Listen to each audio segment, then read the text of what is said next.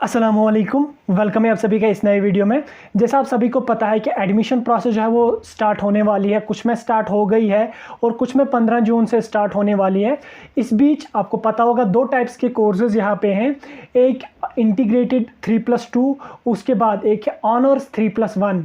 अब इसमें स्टूडेंट्स की काफ़ी ज़्यादा क्वेरीज हमें आई कि हमारे लिए बेस्ट जो है वो कौन सा रहेगा, इंटीग्रेटेड 3+2 करें हम या ऑनर्स 3+1 करें हम। तो इस वीडियो में हम इसी को ब्राइटली डिस्कस करेंगे आपके साथ कि आपके लिए कौन सा कोर्स बेस्ट रहने वाला है। तो सारी इन डिटेल्ड इन्फॉर्मेशन आपको हम इस वीडियो में प्रोवाइड कर लेंगे, तो वीडियो को बिल्कुल भी स्किप मत करना। काफ़ी ज़्यादा इंपॉर्टेंट वीडियो है, एज ए डिस्कशन हम कर रहे हैं इस वीडियो को, तो वीडियो को पूरा एंड तक देख लीजिए। चैनल पे अगर आप नए हैं तो सब्सक्राइब कर दीजिए। टेलीग्राम ज्वाइन नहीं किया तो लिंक डिस्क्रिप्शन में है, वहाँ से जाके टेलीग्राम ज्वाइन कर दीजिए। तो चलिए वीडियो को स्टार्ट कर लेते हैं। तो आप इस वीडियो को पूरा एंड तक देख लेना है। तो फर्स्ट ऑफ ऑल हम देख लेते हैं कि इंटीग्रेटेड 3+2 या इंटीग्रेटेड कोर्सेज कौन सी कोर्सेज होती हैं और इसमें बेनिफिट जो है वो क्या मिलते हैं स्टूडेंट्स को। उसके बाद हम ऑनर्स 3+1 पे चलेंगे। तो देखिए क्या होता था पहले, अगर आप को पता होगा कि जो इंटीग्रेटेड 3+2 कोर्स है ये 12th के बाद 5 साल की होती है। देखिए क्या होता था, जिन स्टूडेंट्स को आगे पढ़ना होता था किसी सब्जेक्ट में, तो वो जब एडमिशन लेते थे पहले उनको ग्रेजुएशन करनी पड़ती थी। ठीक, ग्रेजुएशन में 3 साल उनके लगते थे। देन उसके बाद अगर उनको पीजी करना होता था तो उसके लिए उनको वेट करना होता था जब आपका अंडर ग्रेजुएट यानी यूजी कोर्स का आपका रिजल्ट डिक्लेयर हो जाएगा, उसकी सारी मार्कशीट्स आपको मिल जाएंगी। उसमें भी आपको पता होगा काफ़ी ज़्यादा टाइम लगता था। तो उसके बाद कुछ यूनिवर्सिटी में आपको देखना होता था किस यूनिवर्सिटी में मैंने जाना है, उसका फिर आपको पोस्ट ग्रेजुएट के लिए एंट्रेंस क्रैक करना था। ओवरऑल जब आप पोस्ट ग्रेजुएट करते थे लगभग आपको 7-8 साल भी कुछ स्टूडेंट्स को लगते थे, क्योंकि रिजल्ट कब आ जाएगा, फिर पीजी में सिलेक्शन होने की, सीट निकालने की, उसमें काफ़ी ज़्यादा टाइम लगता था। लेकिन उस मसले को ख़त्म कर दिया गया। तो फिर रखा गया क्या, उसको भी रखा गया लेकिन उसके साथ ऑप्शन रखा गया इंटीग्रेटेड 3+2। उसमें क्या होता था कि कुछ कोर्सेज में आपको 12th के बाद इंट्रेंस देना पड़ता था। इंटीग्रेटेड कोर्सेज के लिए आपको 12th में सिर्फ एक बार इंट्रेंस देना पड़ता था। उसके बाद आपको इंटीग्रेटेड में एक बार एडमिशन हो गया, आप ग्रेजुएशन भी करते थे वहाँ पे। उसके बाद 2 साल आपको पीजी भी मिलती थी, तो उस पीजी के लिए आपको अलग से इंट्रेंस नहीं देना पड़ता था।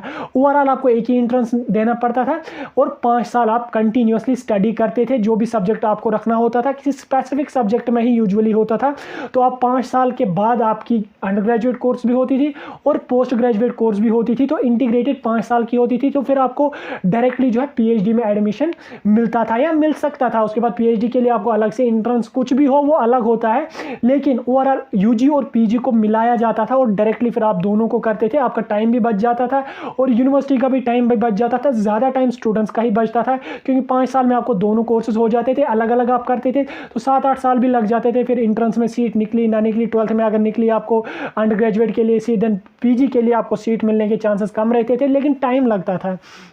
तो हो गया ये एक बात। अब यहाँ पे आप देखो आपको 5 साल लगते हैं।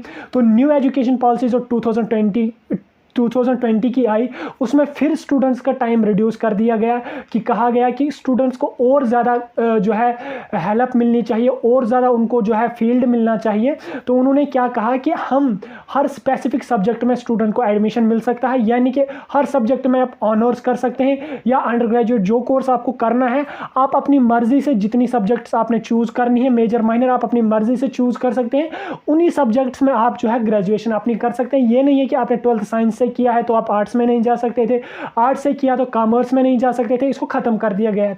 तो इस बीच यहाँ पे एक और कोर्स ऐड होगी, ऑनर्स 3+1। इससे पहले आपको होगी, इससे पहले भी तो ऑनर्स होती थी, लेकिन इससे पहले जो ऑनर्स होती थी वो सिर्फ 3 साल की होती थी, 1 साल की नहीं होती थी। तो उसमें क्या होता था, आप ऑनर्स करते थे, 3 साल के बाद आपको अंडर ग्रेजुएट डिग्री मिलती थी, यानी ऑनर्स की डिग्री मिलती थी। उसके बाद अगर उस सब्जेक्ट में आप जिसमें ऑनर्स किया आपने, उसमें अगर आपने फिर पीजी करना होता था यानी पोस्ट ग्रेजुएट कोर्स करना होता था, आप अलग से पोस्ट ग्रेजुएट के लिए सीट निकालनी होती थी और पीजी के लिए आपने अलग से जो है एडमिशन लेना पड़ता था।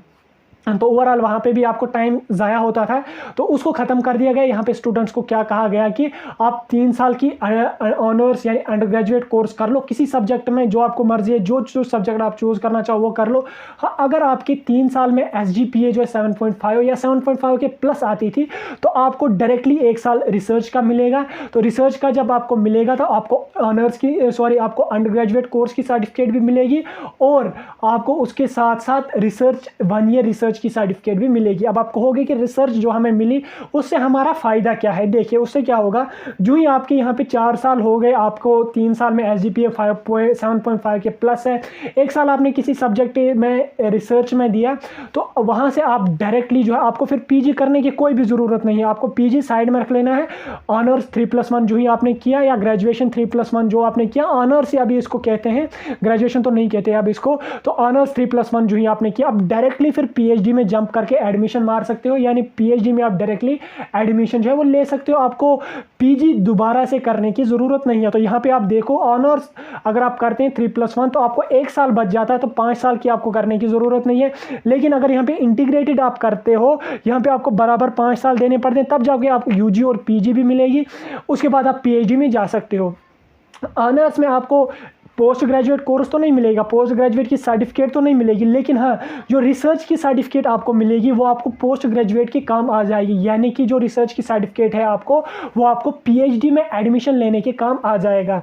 और इंटीग्रेटेड में जो आपको मिलेगी, एक एक अंडर ग्रेजुएट की मिलेगी और एक पोस्ट ग्रेजुएट की भी मिलेगी। यहाँ पे आप देख लो, इंटीग्रेटेड में आपको UG PG सर्टिफिकेट मिलेगी, लेकिन ऑनर्स 3+1 में आपको UG और रिसर्च की सर्टिफिकेट मिलेगी। यहाँ पे PG की सर्टिफिकेट आपको नहीं मिलने वाली। तो दोनों में फ़र्क क्या है, एक में 5 साल लगेंगे, एक में 4 साल लगेंगे, एक में PG मिलेगी, एक में रिसर्च मिलेगी। लेकिन अगर किसी स्टूडेंट को PhD में एडमिशन करना है तो वो ऑनर्स अगर करता है उसके लिए बेस्ट रहेगा, 1 साल उसका बच जाता, तो डायरेक्टली वो PhD में एडमिशन ले सकता है बिना किसी टेंशन के, तो डायरेक्टली वो PhD कर सकता है। उसके अलावा और भी कोई इंट्रेंस वो क्रैक करना चाहे, नेट सेट GRF वो कर सकता है, लेकिन डायरेक्टली आप PhD में एडमिशन के लिए एलिजिबल हो। सेम यहाँ पे आपको इंटीग्रेटेड में भी मिलता है, लेकिन ऑनर्स में आपको ख्याल रखना है, एक आपको SGPA जो 7.5 प्लस आनी चाहिए, और यहाँ पे आपको PG के लिए सर्टिफिकेट नहीं मिलेगी। PG की अगर आप कोई स्टूडेंट फिर PG में एडमिशन लेना चाहता है वो कर सकता है PG भी,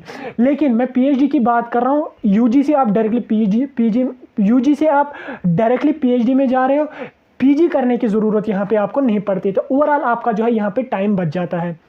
अब यहाँ पे आपके लिए कौन सा कोर्स सही रहेगा, कौन सा कोर्स सही नहीं रहेगा। देखिए, अगर आप किसी अच्छी फैमिली से बिलोंग करते हैं, आप चाहते हैं कि जितने भी टाइम मुझे पढ़ना हो, 5 साल 6 साल भी लगते हैं स्टडी में, तो मैं लगा लूँगा, कोई दिक्कत नहीं है, तो आप इंटीग्रेटेड कोर्स अगर करोगे तो आपके लिए सही रहेगी। क्योंकि 5 साल अगर आप किसी सब्जेक्ट को पढ़ोगे, उसके बारे में आपको पूरी अच्छी तरह से इंफॉर्मेशन, नॉलेज अच्छी तरह से मिलेगी एज़ कम्पेयर टू 3+1। ठीक, अब कोई स्टूडेंट क्या है, वो चाहता है कि चलो मुझे जो है शॉर्टकट होना चाहिए और टाइम भी मेरा बचना चाहिए, PhD भी होनी चाहिए, तो उनके लिए जो सबसे बेस्ट है वो ऑनर्स 3+1 है। आप उसको कर लो, डायरेक्टली आप PhD कर सकते हो। ओवरऑल ज़्यादा बेनिफिशियल जो है आपकी रहने वाली है ऑनर्स 3+1, क्योंकि इसमें आपका एक भी टाइम भी बच जाता है और ज़्यादा खपखाना भी इसमें नहीं है, बिल्कुल शॉर्टकट मेथड है। 7.5 SGPA होनी चाहिए तो आपको मिल जाएगी। अब कोई स्टूडेंट अगर उसको लगता है कि मेरी SGPA 7.5 तक जो है वो नहीं जाएगी या कम आ जाएगी, तो वो इंटीग्रेटेड भी कर सकता है। ओवरऑल दोनों कोर्सेज बेस्ट हैं, लेकिन मेरे ख्याल से जो करंटली मैं देख रहा हूँ, स्टूडेंट्स का टाइम भी बच जाएगा। ऑनर्स 3+1 अगर वो कर लेते हैं उसमें टाइम भी बच जाएगा। अब किसी स्टूडेंट ने अगर इंटीग्रेटेड में एडमिशन लिया, वो अब परेशान हो जाएगा कि भाई अब मैं क्या करूँ, इंटीग्रेटेड में मैंने लिया, नहीं मैं कैंसिल करके ऑनर्स में आ जाऊँगा। देखिए, आपने इंटीग्रेटेड में एडमिशन लिया है या लेने वाले हैं, आप उसी में कर लीजिए, कोई दिक्कत नहीं है, काफ़ी अच्छा है। उसमें 5 साल अगर आप कर लोगे तो आपको प्रॉपर नॉलेज उस सब्जेक्ट के बारे में मिल जाएगी एज़ कम्पेयर टू 3+1। ओवरऑल दोनों बेनिफिट, दोनों काफ़ी अच्छे हैं, काफ़ी अच्छा फील्ड है दोनों में। लेकिन मैं अपने ख्याल से बोल रहा हूँ आपको कि आप अगर 3+1 करोगे उससे आपको टाइम बच जाएगा, और डायरेक्टली PhD कर सकते हो। अगर आपके पास टाइम अच्छा खासा है तो आप इंटीग्रेटेड भी कर सकते हो, कोई मसला उसमें नहीं है। तो ये था वीडियो जो हमने थोड़ा सा डिस्कस किया ऑनर्स और इंटीग्रेटेड के डिफरेंस में, और बेनिफिट आपको मिल गए होंगे। मेरे काम था समझाना, फिर अब आपको अपने हिसाब से देख लेना मुझे क्या करना है। तो इसमें कन्फ्यूजन्स थे स्टूडेंट्स के कि ऑनर्स क्या है, इंटीग्रेटेड क्या है। ओवरऑल दोनों सेम ही है, तो मैंने क्लियर कर दिए। वीडियो अगर आपको थोड़ा सा इन्फॉर्मेटिव लगा तो लाइक कीजिए, चैनल पर नए हो तो सब्सक्राइब कर दीजिए और टेलीग्राम ज्वाइन कर दीजिए। और कोई एडिशनल इन्फॉर्मेशन चाहिए तो कमेंट सेक्शन में बता सकते हैं।